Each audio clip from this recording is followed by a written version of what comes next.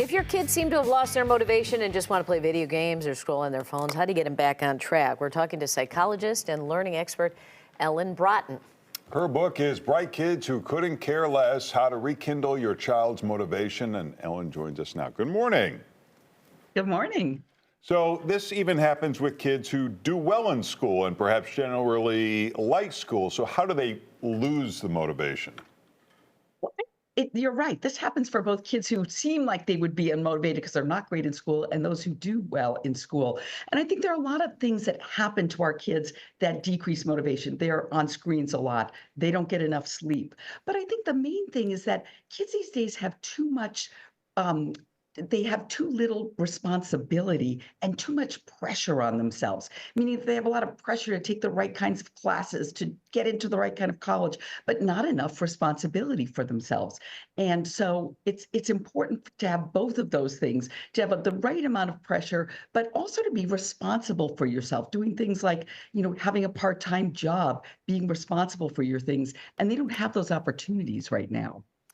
I'm trying to figure out what age group we're talking about when your 9-year-old is not motivated to do well. I mean, is it that big of a deal? Are we talking about mostly teenagers here?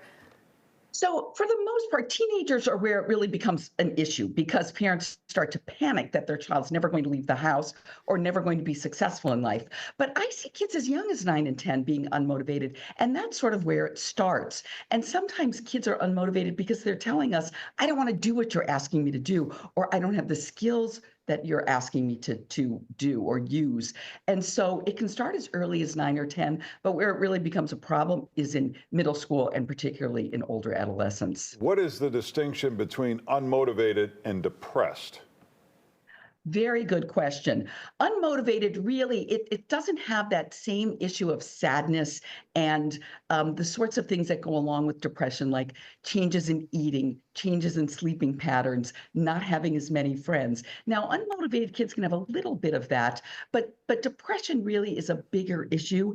And an unmotivated child can become a depressed child because if you're not motivated, you don't see a lot of reason to get up in the morning. And that can then become more of a depressive kind of profile. And what is the balance between pushing your kid too hard, everything is about your ACT, the SAT, and just letting them be a kid? So I think that's a great question. One of the things you need to do is have a lot of discussions with your child about this. You need to think about who your child is. What are the sorts of things that they're good at? What are the sorts of things they persist at? And what are the things that give them joy? And when you answer those questions, then you need to sort of look at what you're asking your child to actually do. And those things need to be in line. Kids need to be doing things that give them joy, but also that they take responsibility for. So I've seen unmotivated children become very motivated in adolescence when they just have a part-time job. It gives them a sense of purpose.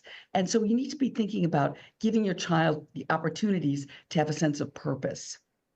All right. Well, Ellen will be doing a seminar tomorrow for GBS Parents Series at noon and 7 p.m. You can go to their site for details. Her book is Bright Kids Who Couldn't Care Less: How to Rekindle Your Child's Motivation. You can find out more at her website and on Instagram on your screen there. Thank you. Thank you. Thank you.